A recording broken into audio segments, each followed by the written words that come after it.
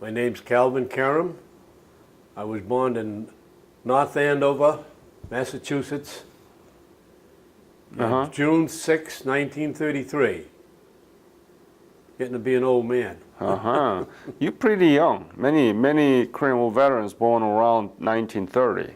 Yeah. Yeah. So I know. I'm captain of the color guard for the Korean War vets here on the Cape. And that's myself and maybe 2 others out of 9 that can still march in the parade or still do the stand for the ceremonies and that. Tell me about your family background around the time that you were growing up. Well, I was born in North Andover, but we lived in Lawrence, Mass. And my father was a fireman. He died in the fire when I was about 3 years old. Oh. And my mother brought myself and my brother up, and it's a mill town. It's nothing but shoe shops and woolen worsteds. And when I was in high school, I decided that I wasn't going to stay in town. I don't want to be a mill worker. So the Army offered education and see the world, more or less. And I decided I wanted to go in the service because they'd give you help with your education and learn a trade besides working in a mill. So when was that? I went in the service in June of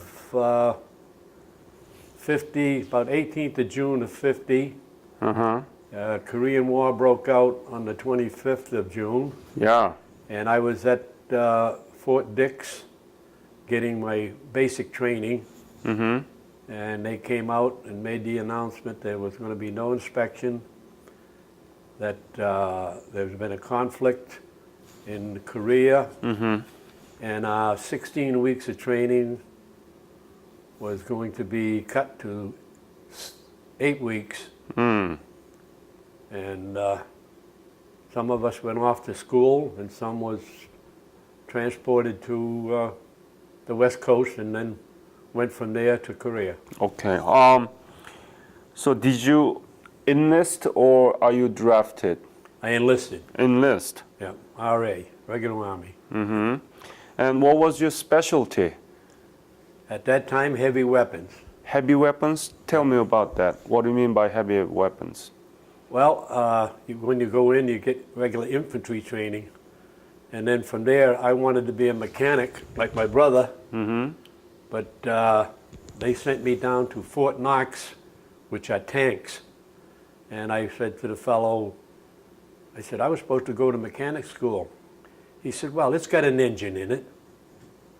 So I went from there to, I think it was 10 or 12 weeks of training. I finished there. I had, I think it was 5 days leave. And then they flew me to, I took a train from there to California. From there they flew me to, supposed to be flying to Japan. The plane got engine problems, and they dropped the center with all our gear. They dropped that, and then they asked for 15 volunteers to jump to lighten the plane because they lost one engine and they were having a hard time making it to Hawaii. So they said they were going to drop us in the bay, which they did. I volunteered, and I got to stay in Hawaii a week. What do you mean? You jumped? Yeah. You mean the parachuting? Yes.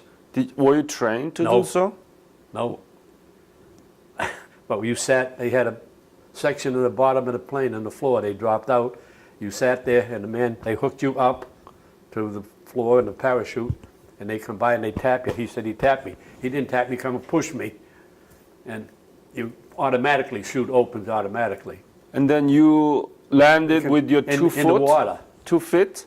No, in the water. In the water, in the bay. Uh-huh. And they had a lot of boats out there. They just got you out of the water. Are you nuts? You've never been trained to No. parachuting, No. and you No, just... They just told you what to do. You know, just hold like this and keep your legs together.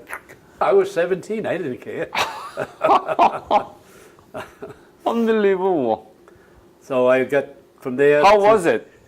When you fell down, It was what a did little you... jerk at first, but afterwards it was sort of nice. This man is crazy. They got to, I went from Hickam Field, Hawaii, to Osaka, Japan. And we spent a few days there, and then we ended up in, I forgot where we came in. I think we came into Busan. And from there, they had a lot of troops, and they were interviewing different ones. I was supposed to go to the 1st Armored Division, 1st Cav, and they had lost a lot of tanks, and they didn't need any crewmen.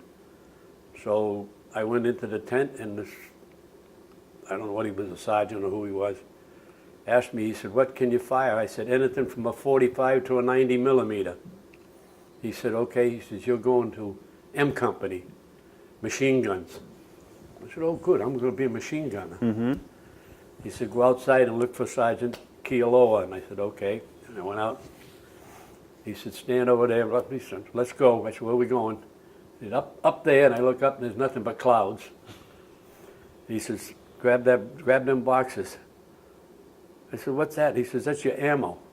I said, "Well, I'm a machine gun. Where's my machine gun?" He says, "You're an ammo bearer. Let's go." So basically, you carried that heavy ammo. Yeah. But let me go back to the time. When did you leave for Korea from California?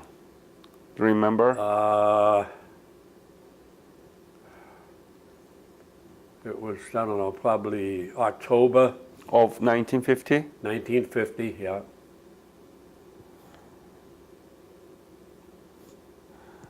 Did you know anything about Korea? Nope. You Didn't know where never- it was, never heard of it. Didn't you learn anything from your history class about Asia and Korea? Not much. No, all my schooling that I recall was all about South America Huh. at the time.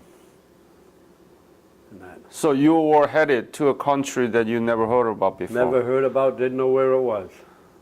The only thing I knew was that they said it was near Japan. How did that make you feel about your Well, mission? At the time, I was in the military, and we were there to protect. And the country was being invaded, and my government said, "You're going to go and help them." And that's what you did. You went as you ordered. Do you know anything about Korea now? Well, yes, I've been there. Like I said, I was there from, I guess, late in December. By the time I got there, it was December.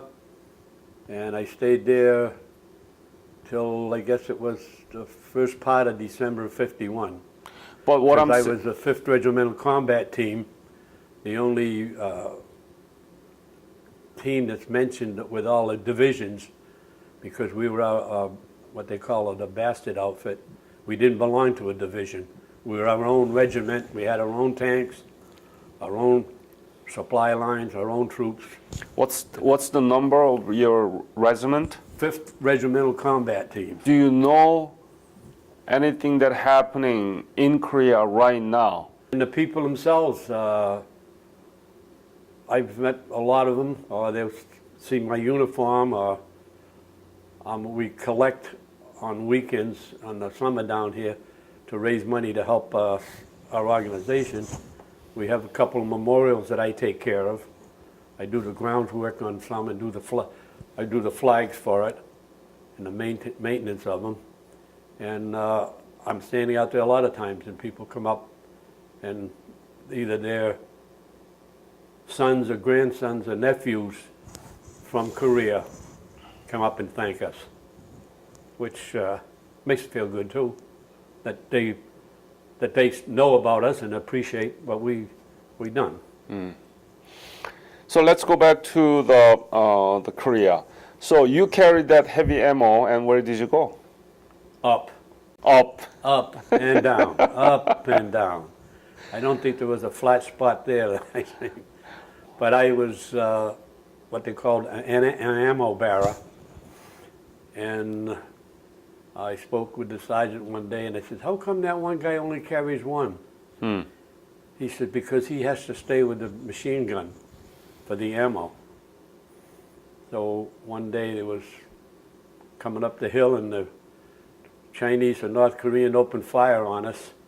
And the one fellow that was carrying one, he was taking a break down the hill on the side and, give me ammo, I need ammo. So I went running with the two. And long story short, I got there and I said, I'm carrying two, and I stayed with the gun. So the guy was carrying one. So I moved up, so he made me first ammo bearer. And then through process, some people get hit, killed, and I went from first ammo bearer to what they call second gunner, and then first gunner. Where was it? Where did you station? We fought all over, because we're, like I said, we're a regimental combat team, and we would be assigned to different divisions. We fought with the 7th, we fought with the 1st Marines, the 25th. We fought with the Greeks, the Turks, Korean army there.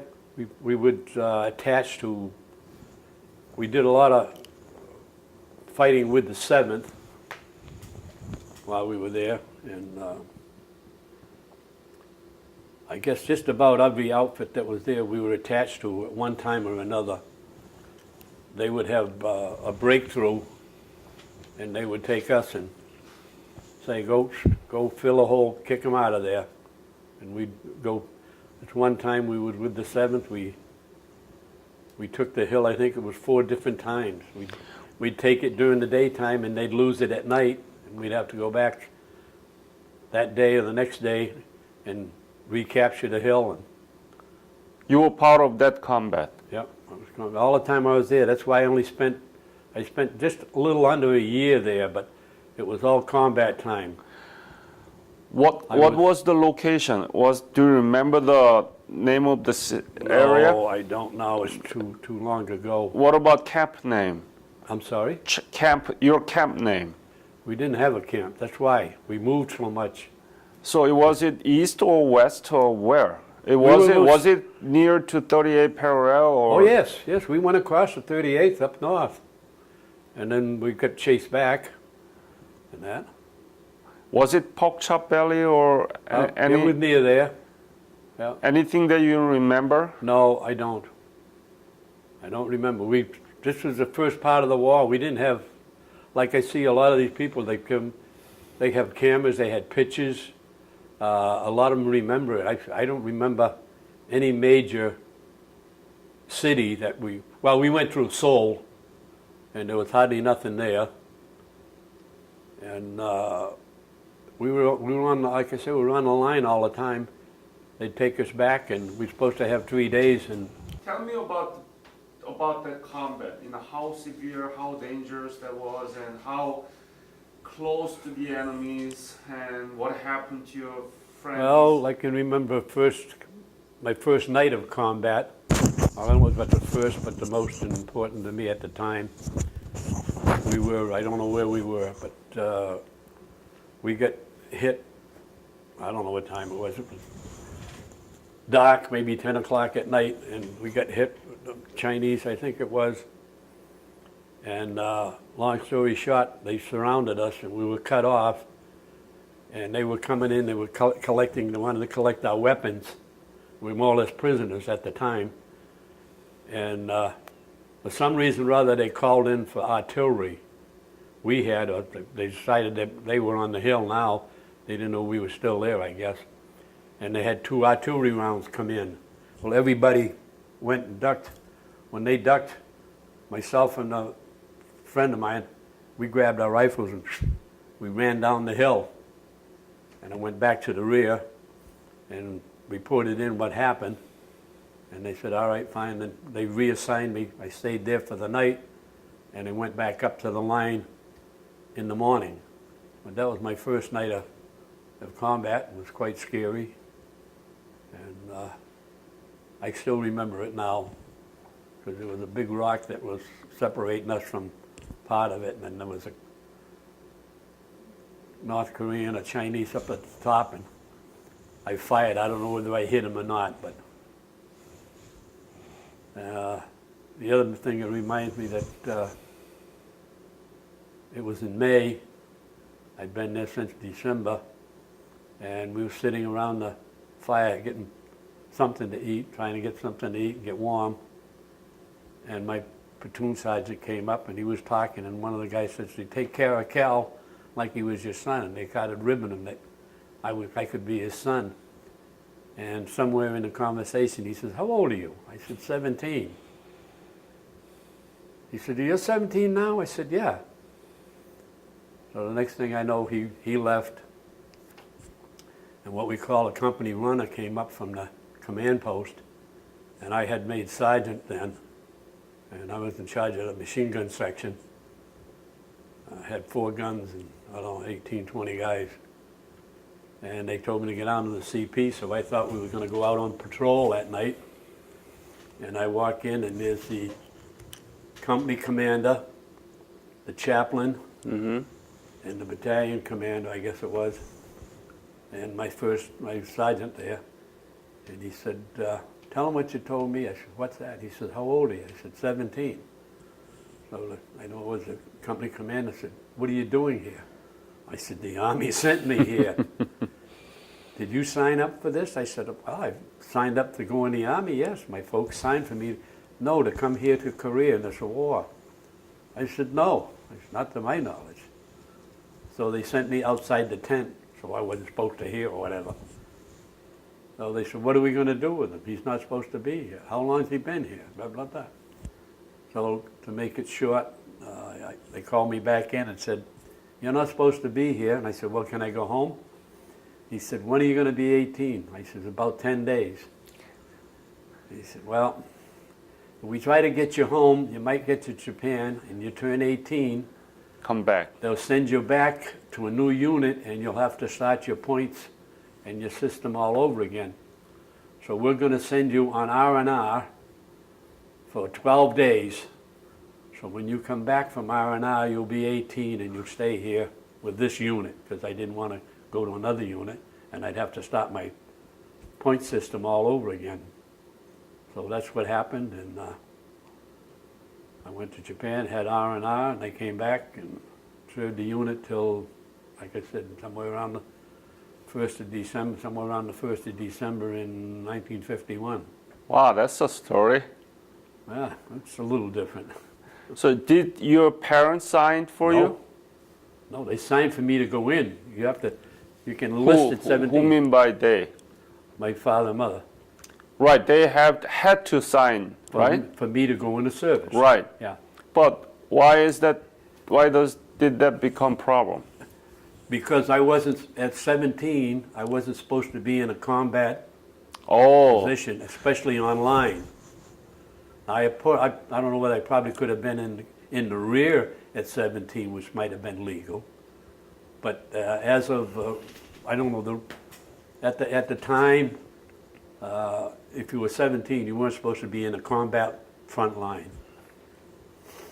And I had already been there over 6 months, and I'd made sergeant, and I had, like I said, I had 6 or 8 guns that I was responsible for to set up when we were positions in that. You never been wounded? Yep. I've never got shot, but I've been hit with our stuff. We had mortar shell. They were setting a mortar, and the plate slipped and went straight up, came down, and I got nicked 2 or 3 times with shrapnel. I got stuff off my face and a couple of nicks here and there, but nothing. You're not qualified for the medal for that? Yeah. You? I didn't put in for it though. I should have. Nowadays, because it does count on the thing, but at the time, like I said, we didn't have much at the time when we first got there. We were using Second World War boots and uniforms, and you did what you could to try to stay warm. And we didn't have the supplies that they had later on. I think in March they finally came out with some winter boots first, but by that time it was starting to get warm. You didn't need them. How cold was the winter? 1950. It was well below zero. I still snow ski. I go every year. I've been to Europe. I go out west. Last January I was out in Colorado skiing out there. I've skied at minus 25 degrees, and I was never as cold as I was in Korea, and as hot as it. Standing in foxholes with water and ice in there with you. I got frostbite in the hands and feet a little bit, but never been that cold in my life. Never again. I said, this isn't cold, and I was young then. The blood ran a little faster then. During that winter, where did you sleep? Under a tree, in the foxhole. We didn't have no tents. No tent. No tents. You didn't sleep in it. Well, you were on the front line. You either slept in a hole, or you went just over the ridge, and crawl under a low tree or something. Did you have a sleeping bag? Sometimes. What do you mean sometimes? Sometimes we had some part of it we had a sleeping bag. Sometimes we didn't. What do you mean? You didn't carry that? We did at the time, but when I first got there, well, we got overrun a couple of times, and I lost all my gear. And I lost my watch, my rings that I had, school ring, and that. And So going through that night in that cold, yeah, without sleeping bag? yeah. We didn't have. I forgot when it was. I guess it was last of January. They finally came up with what they call a down, the winter sleeping bag. Other than that, all we had was the old Army World War II sleeping bag, which was just a blanket with a canvas cover. You rolled up and you could carry on your back. And then sometimes when we were on the move, we'd go out on patrol and we'd be on an advancement. We'd leave the stuff in the Jeep. We had a machine gun Jeep and trailer. We'd leave it there, and we'd be stuck out in the hill somewhere, and we didn't get back to this, so you just curl up and maybe crawl under a tree or wherever. What did you say to yourself when you went through that cold nights over and over and over again? I think it was the first night, or the first day they were firing upon us. I said, what the hell am I doing here? I could be in school and the teacher could be throwing a book at me for me doing something wrong, but these guys out here, they're trying to kill me. I was a nut. I should have stayed in school. But you volunteered to join the army. Yeah. Did you regret? No. You sure? Nope. Army taught me a trade. He taught me a lot about life. I thought it was great because I grew up poor.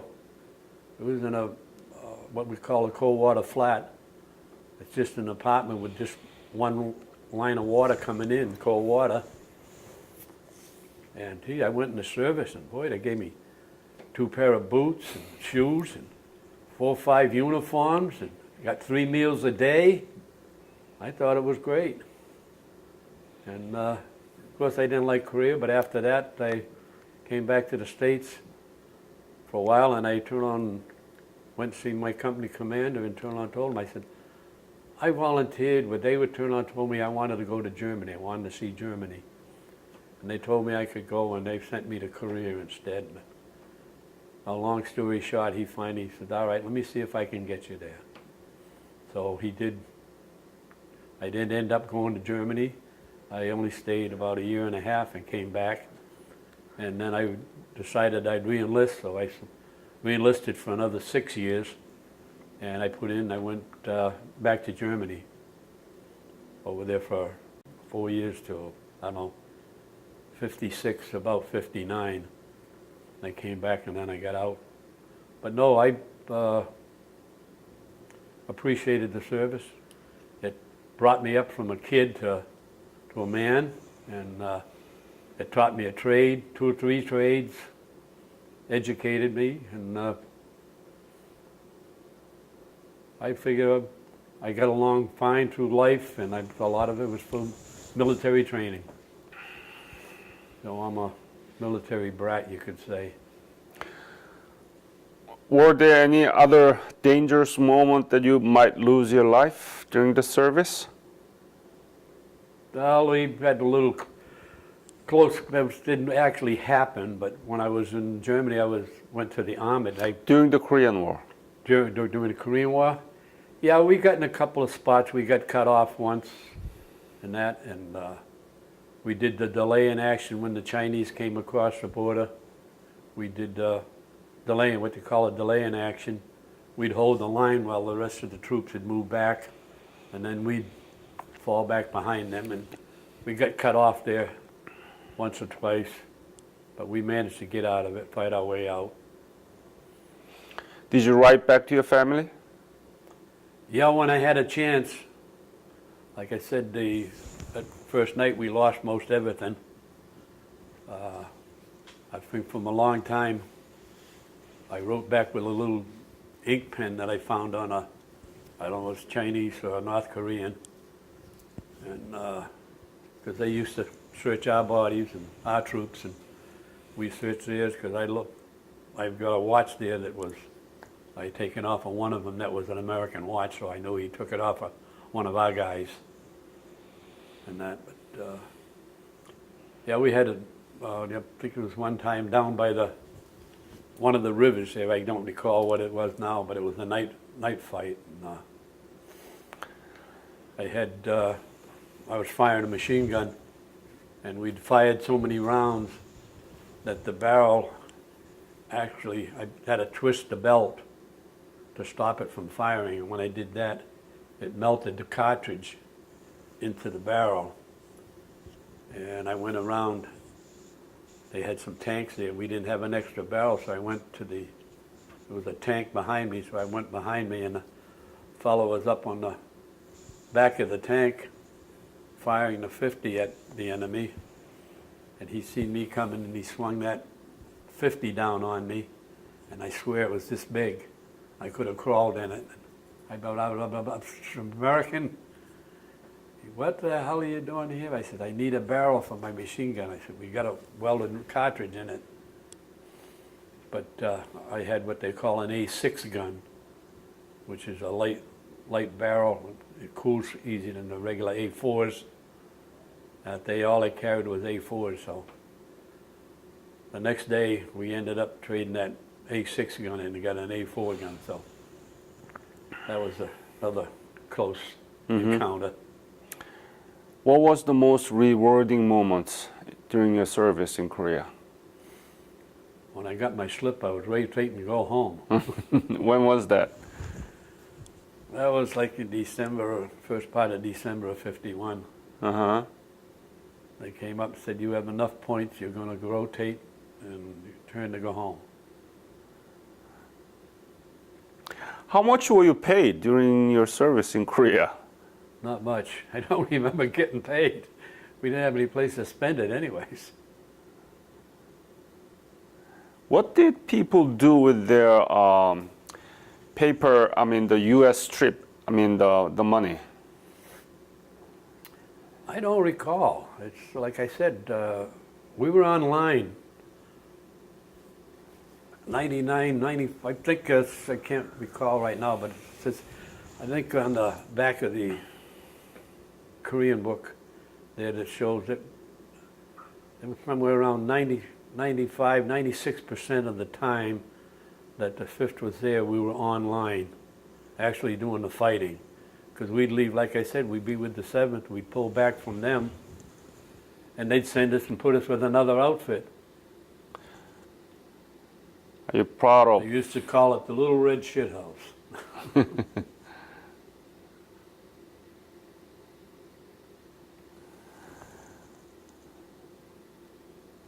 And you said that you work with the soldiers from Greek, Turkey, and what else? The Aussies, Aussies? Australians. Mm-hmm. Tell me about your experience working with them. How were they? Good. We got along fine. We used to, I believe it was the Turks, that we'd ask them to see their knife because we were told that if they took the knife out, they had to draw blood. Yeah. So we'd edge them into somehow, and we'd get them to do it, and they'd have to come out, and they'd sit there, and they'd take the tip of it and nick themselves so they drew blood. Then they could put it away. But they took it out, they were supposed to draw blood. So even if it was their own, so we used to do that to them. But no, we got along good with all of them. They all did their job.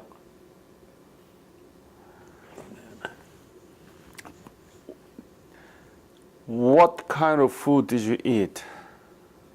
Well, that was a good one too, because like I said, we were always on the move.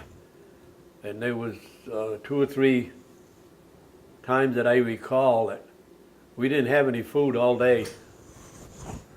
And it'd be the next morning, we'd send a couple of guys down into the nearest village, and they'd try to get some rice and some kimchi, because we were moving so fast, or they were moving us around so quick. Food that was supposed to get to us didn't get to us, and then, well, we did have the sea rations. Those are the canned food. We used to get those in the morning, and you'd stick them somewhere on you, and try to keep them, especially in the wintertime, you'd try to keep them inside your jacket so they wouldn't freeze solid. But I've eaten beans in every shape, form, or whatever, frozen, heated on the campfire, or whatever. But everybody wanted the beans or the spaghetti. Did you find kimchi and rice from the village? At times, yes, but they were poor. They didn't have hardly anything to eat either. But Did you like kimchi? yeah, it was all right. Yeah, it was a little warm. I remember one time that we were in the rear, and we could hear this woof, woof. I said, what the hell is that? It sounds like a grenade, but it sounds muffled. Myself and a couple others went walking where the noise was coming from, and there were some Korean soldiers down the hill in the river, and there was 2 standing downstream and 1 upstream, and the one upstream would take a grenade, pull the pin, he'd throw it in the water, and it would go off, woof, Catching and the fishes. fish would blow up. You're right. And the guys down the line, they would catch the fish, and they'd go make a soup, and they wanted us if we wanted some.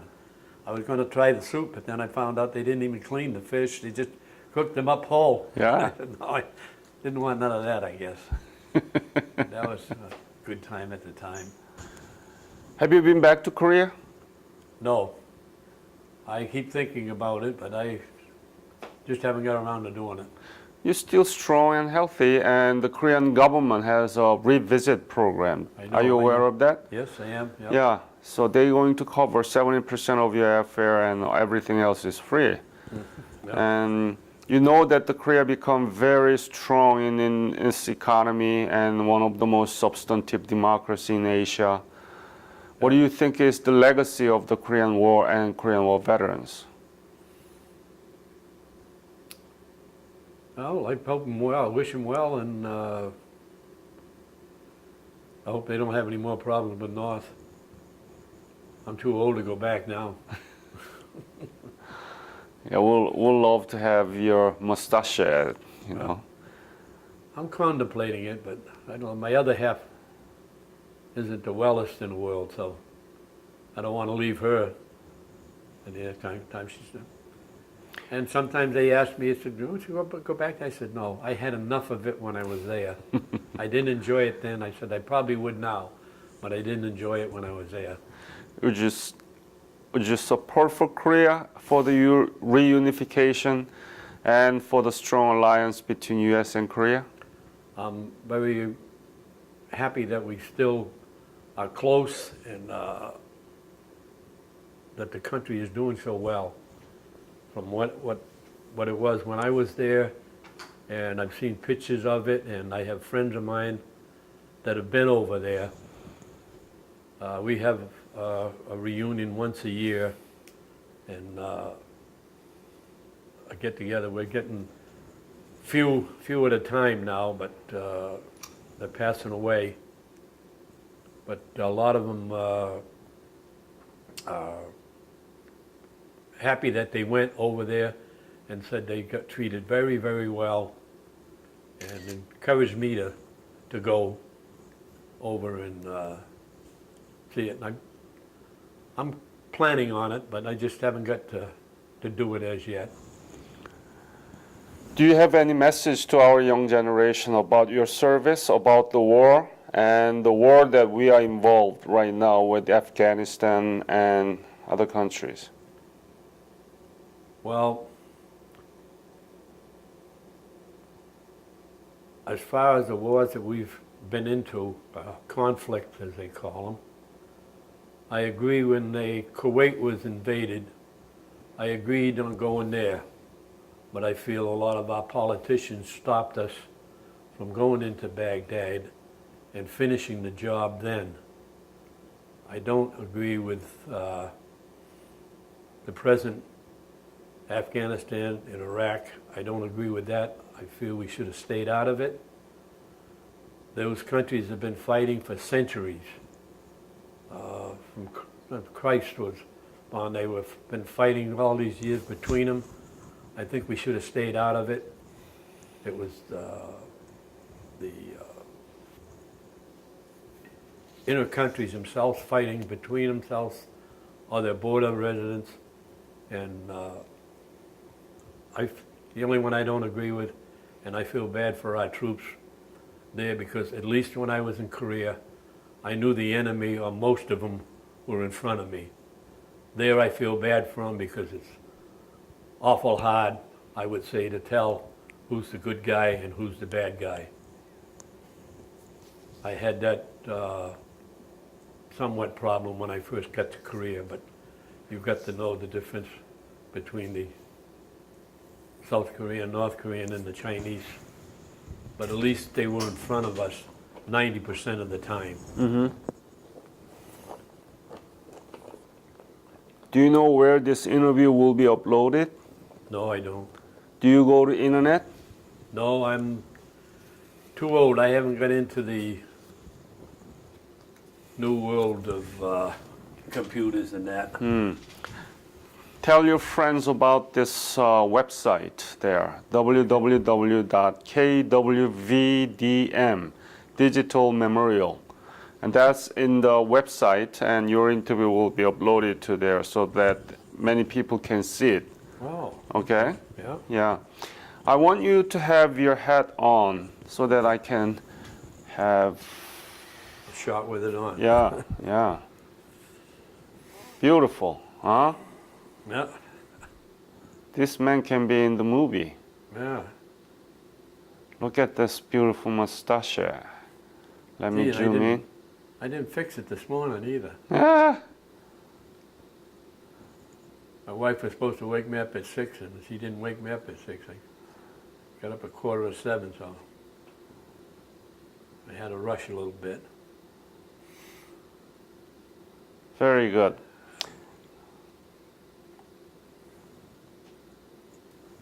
Any other message or comments that you want to leave? No, I guess we covered it pretty good, I think, anyways. Thank you very much again, Calvin, for coming for the interview. And I want to thank you on behalf of Korean nation that you sacrificed for us. And now, we, Korea, is the strongest ally to the United States. Good. I've been to Boston a couple of times. Your ambassador had us up a couple of times for dinner, luncheon, whatever. I've been there and enjoyed that very much.